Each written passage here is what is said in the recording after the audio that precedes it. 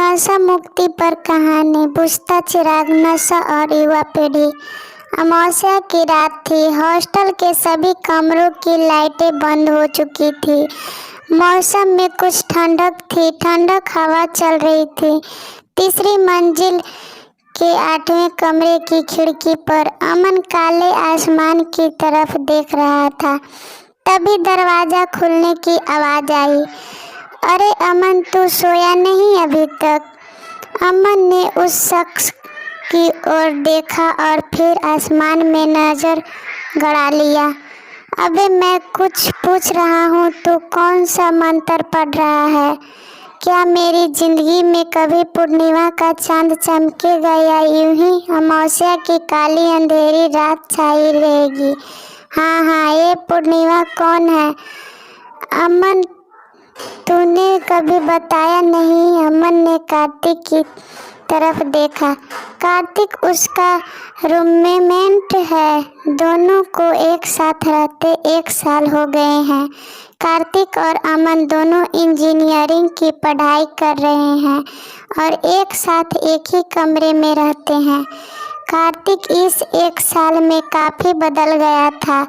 वह ड्रिंक लेने लग गया था। इसका कारण तो अमन को नहीं पता था।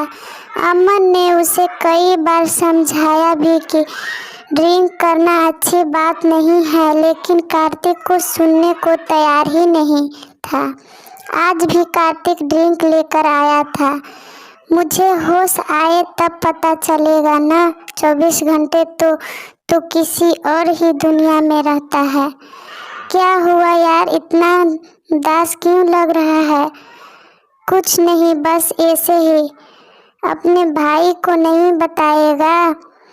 अमन अभी भी खिड़की से आसमान को ताक रहा था, मानो वो किसी चीज़ के होने का इंतज़ार कर रहा हो। सोच रहा हो कि उसकी उलझी हुई ज़िंदगी को सुलझाने वाला भी कोई चांद इसी अमावस्या के बाद आएगा। अरे वो देवदास की औलाद, बताता क्यों नहीं? क्या हुआ? जल्दी बता, नहीं तो नींद आ जाएगी मुझे।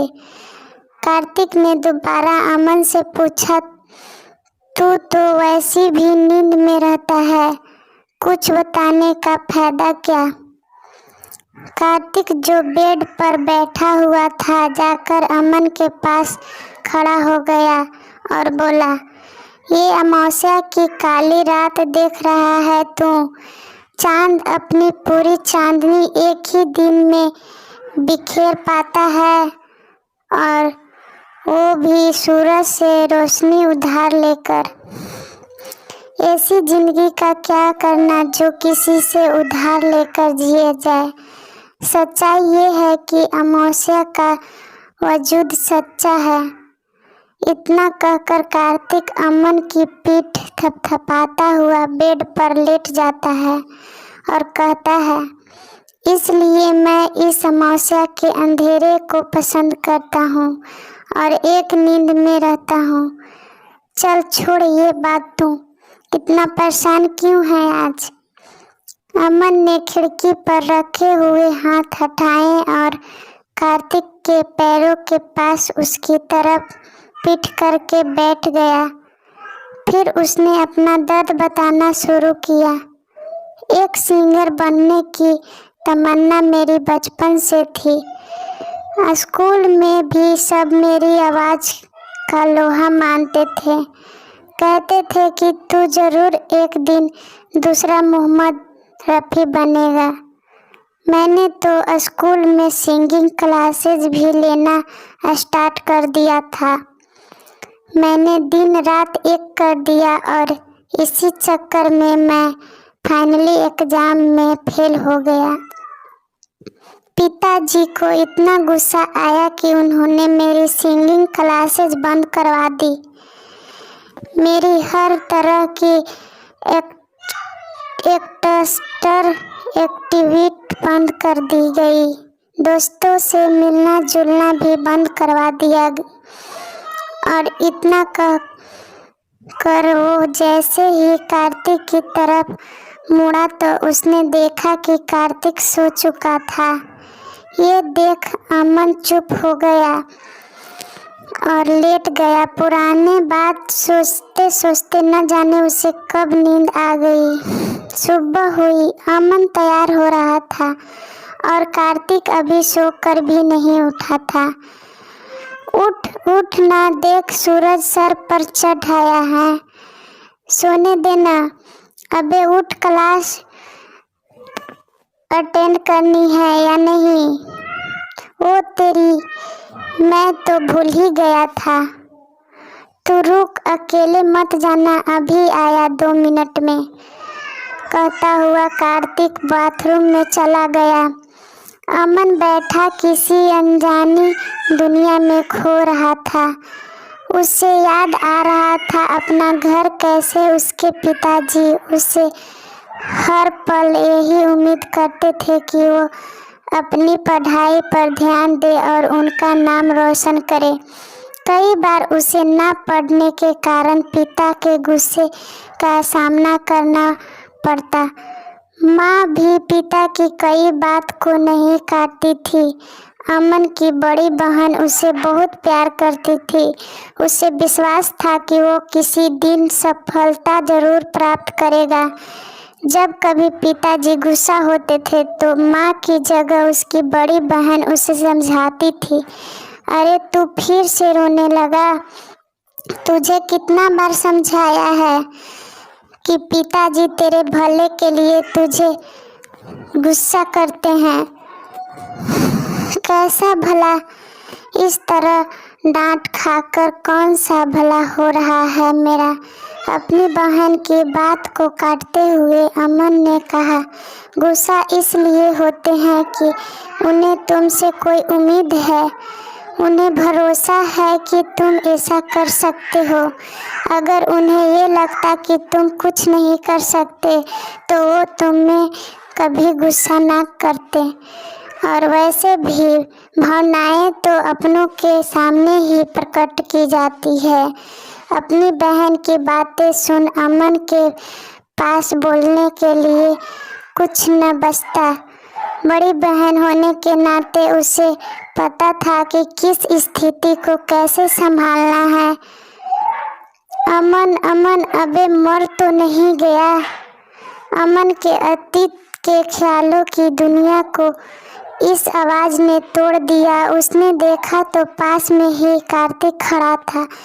अमन ख्यालों में इतना खो गया था कि उसे पता ही नहीं चला कार्तिक कब तैयार होकर उसके सामने खड़ा हो गया। कुछ नहीं यार, ऐसे ही बस। तो फिर चलें? हाँ ज़रूर। दोनों क्लास अटेंड करने के लिए चल पड़े। पढ़िए, वर्तमान शिक्षा प्रणाली में बदलाव की आवश्यकता है। एक सत्य घटना। क्लास खत्म हुई। दोनों कॉलेज के बीच बनी बास्केटबॉल की सीमेंटेड ग्राउंड के किनारे बनी कुर्सियों पर बैठ गए। कार्तिक ने अमन को 2 मिनट बैठने को कहकर कहीं चला गया। अमन ने पीछे मुड़कर देखा तो कार्तिक उस कॉलेज में पढ़ने वाले आर्यन से मिलने गया था। आर्यन पिछले 5 सालों से इस कॉलेज में पढ़ रहा है। वो पास तो हो नहीं पा रहा है या होने नहीं चाहता, इस बारे में किसी को कुछ नहीं पता है, लेकिन पिछले 5 सालों में उसने अपनी ऐसी पहचान बना ली थी जिसके बारे में किसी को न ही पता चले तो अच्छा है। कार्तिक जल्दी ही मिल के अमन के पास वापस आ गया। कार्तिक, तुझे इस बात में क्या मज़ा आता है? तुझे पता है ना इन सब चीज़ों से कितना नुकसान होता है? अमन यार, तू फिर लेक्चर मत स्टार्ट कर देना। पहले ही क्लास अटेंड करके मैं बहुत बोर हो गया हूँ। पर सुन तो, शाम को सुनाता हूँ। अभी मुझे कहीं जाना है, शाम को मिलते हैं हॉस्टल में, कहता हुआ कार्तिक वहाँ से चला गया। अमन सोच रहा था उसे भविष्य कहाँ जाएगा। वो अभी भी अंधकार के एक दरिया में डूब रहा था जहां से उसे बाहर निकालने के लिए कोई किनारा नजर नहीं आ रहा था। शाम को अमन कुर्सी पर बैठा असाइनमेंट तैयार कर रहा था, तभी कार्तिक लड़खड़ाता हुआ कमरे के अंदर पहुंचा। कार्तिक संभाल के। गिरते हुए कार्तिक को अमन ने संभालते हुए जोर से कहा, संभालने को तू है ना। अमन ने उस आराम से बेड पर लिटाया। क्यों करता है ये सब जब तू खुद पर कंट्रोल नहीं रख पाता। कंट्रोल न रहे इसलिए तो ये सब करता हूँ। मतलब क्या है तेरा? ऐसी कौन सी बात है जो तू खुद पर कंट्रोल नहीं रखना चाहता? छोड़ न तो पढ़, मुझे छोड़ दे मेरे हाल पर। नहीं, मुझे जानना है ऐसी कौन सी बात है जो तू ये सब करता है। बहुत छोटा था मैं जब मुझे स्कूल के हॉस्टल में मुझे मेरे माता पिता अकेला छोड़ आए थे। उस टाइम मुझे उनकी ज़रूरत थी। सबके माता पिता उन्हें मिलने आते थे, लेकिन मेरे माता पिता सिर्फ रिजल्ट वाले दिन ही आते थे। छुट्टियों में भी मेरी स्पेशल क्लासेस लगा दी जाती थी। अब जब कॉलेज में एडमिशन ली तो फिर हॉस्टल में डाल दिया। उस अकेलापन का दर्द अभी मेरे सीने में उठता है और मुझे महसूस करवाता है कि मैं इस दुनिया में अकेला हूँ, बिल्कुल अकेला। चुप कर, तूने आज ज़्यादा चढ़ा ली है। सो जा, सुबह बात करते हैं। कार्तिक नशे में था इसलिए जल्दी ही सो गया। वही अमन के दिमाग में एक अजीब सी जंग छिड़ चुकी थी। वो समझ नहीं पा रहा था कि क्या इन सब से निजात पाने का यही एक तरीका है। घटा तो उसके साथ भी कुछ ऐसा ही था। और रात और लंबी होती जा रही थी। इस समय उसे एक ही इंसान दिख रहा था जो उसे सवालों के जवाब दे सकता था। अमन ने अपनी बड़ी बहन को फ़ोन किया। काफ़ी रात में फ़ोन आने से एक पल को उसकी बहन डर गई, लेकिन सारी बात सुनने के बाद उसकी बहन ने उसे एक बात बोली, हम किसी समस्या का हल तब तक नहीं ढूंढ सकते जब तक वो समस्या विराट रूप से नहीं धारण कर लेती, या फिर हमें उसको हल करने की ज़रूरत नहीं पड़ती। जब तक हमें हल ढूंढना कारण नहीं मिल जाता मुसीबत हमें नहीं, हम मुसीबत को पकड़ कर रख सकते हैं। अगर उनका हिसाब किताब समय के साथ साथ ख़त्म कर दे तो हम हमेशा खुश रहेंगे। फिर बात करके अमन ने फ़ोन रख दिया।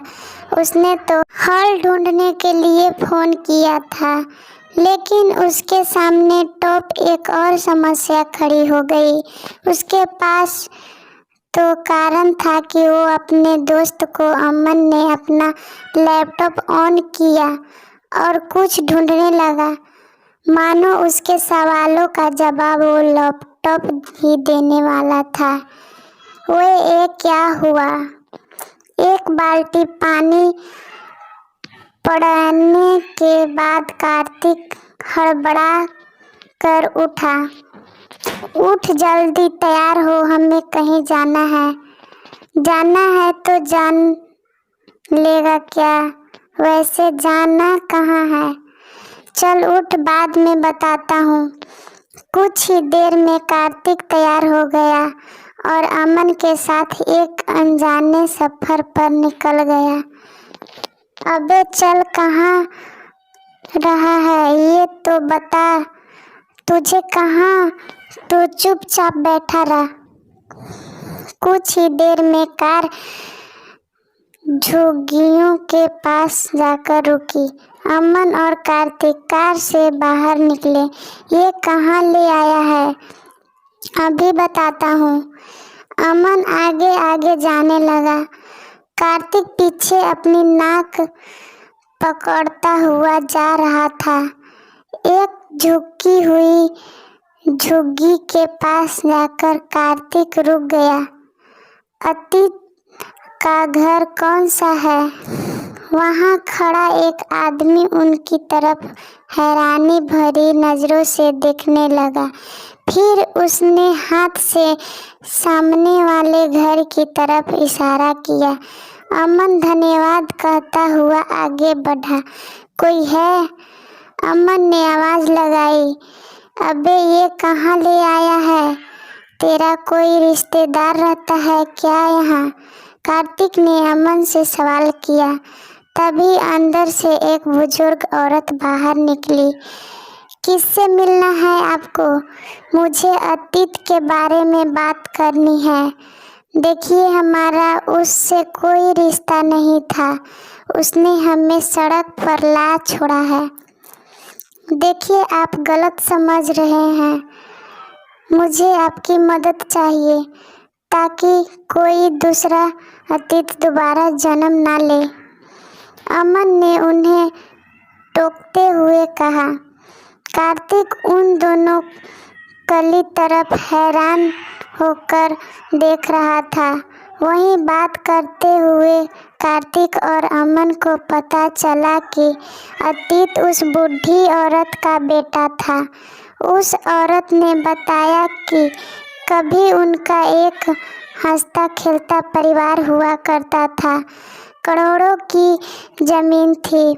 काम करने के लिए बहुत सारे नौकर थे, लेकिन नशे ने उनकी इन खुशियों पर पेश ग्रहण लगाया, जिसके अंधेरे में वो आज तक भटक रहे हैं। अतीत के नशे की लत में पड़ने के कारण वो पैसे बर्बाद करने लगा। उसकी अयाशियाँ दिन पर दिन बढ़ती ही जा रही थी। अतीत के पिता ने उसे कई बार समझाने की कोशिश की, लेकिन अतीत नहीं समझा। पूरे इलाके में जो उनका रौब था वो ख़त्म हो रहा था और बनी बनाई इज्जत सारे सरेआम उनका अपना ही वारिस सरेआम लुटा रहा था। इसी सदमे में उसके पिताजी ने आत्महत्या कर ली थी। पिता के जाने के बाद उनके घर की हालत और ख़राब हो गई। अब अतीत पहले से ज़्यादा नशेड़ी हो गया था। अब उस पर कोई दबाव नहीं था, इसलिए वो बिना किसी झिझक पैसे उड़ाने लगा। धीरे धीरे उनकी सारी ज़मीन बिक गई और वे सड़क पर आ गए। नशा ज़्यादा करने के कारण एक दिन अतीत इस दुनिया को छोड़कर चला गया। उसके पीछे रह गई माँ और एक बहन, जो अब इस झुग्गी में रहती है और भीख मांगकर अपना गुजारा करते हैं। कार्तिक की आंखों में ये सब सुनकर आंसू आ गए और वो उसी वक्त वहाँ से बाहर आ गया। थोड़ी ही देर में अमन भी बात ख़त्म कर वहाँ बाहर आ गया। क्या हुआ? तेरी आंखों में ये आंसू कैसे? कार्तिक कुछ बोला नहीं पाया और अमन के गले लग फुट फुट कर रोने लगा। जिसके पास परिवार है उसे उनका ख्याल नहीं, और उन जिनके पास नहीं है वे प्यार को तरसता है। कैसी दुनिया है ये भगवान की? ऐसी ही दुनिया है, भगवान खुद नहीं आते किसी का दुख बांटने, वो तो किसी न किसी को भेजते हैं। तो फिर इनके लिए किसी को क्यों नहीं भेजा? भेजा है ना तुझे। कार्तिक ने हैरान होते हुए पूछा। हाँ, तू कहता है ना मुझे बचपने से प्यार नहीं मिला, तो अब वक्त आ गया है। कैसे? तुझे इनकी मदद करनी होगी, लेकिन मैं कैसे कर सकता हूँ? क्या तू चाहता है कोई और अतीत पैदा हो जो अपनी माँ और बहन को इस हालत में छोड़कर चला जाए? तू ड्रिंक लेना छोड़ दो, पागल हो गया है क्या? इसलिए तू मुझे यहाँ लेकर आया था। कार्तिक वहाँ से जाने ही लगा था कि अमन ने उसका हाथ पकड़ा और अंदर उस बूढ़ी औरत के पास ले गया। उसे बताया कि ये भी नशा करता है। वो बूढ़ी औरत उसी वक्त आंसुओं से भीग गई। कार्तिक के दिल में एक अजीब सा दर्द उठा। मत रो माँ, मेरी फिक्र क्यों करती है? तेरी नहीं बेटा, तेरी माँ की फिक्र कर रही हूँ। उन्हें मेरे होने न होने से कोई फर्क नहीं पड़ता, लेकिन उन माँओं को तो पड़ता है जिनके अतीत उनके लिए एक बदनुमा दाग बन चुके हैं या बनने वाले हैं। ये सुनकर कार्तिक का दिमाग खाली हो गया। वो चुपचाप वहाँ से बाहर आ गया। थोड़ी देर बाद कार स्टार्ट हुई और चल पड़ी, लेकिन कार्तिक चुप था, जैसे उसे किसी ने रेगिस्तान में अकेले छोड़ दिया हो और उसे पता न चल रहा हो कि किधर जाना है। उसके दिमाग में बस एक ही बात घूम रही थी, लेकिन उन माँओं को तो पड़ता है जिनके अतीत उनके लिए एक बदनुमा दाग बन चुके हैं या बनने वाले हैं। दोनों हॉस्टल पहुँचे।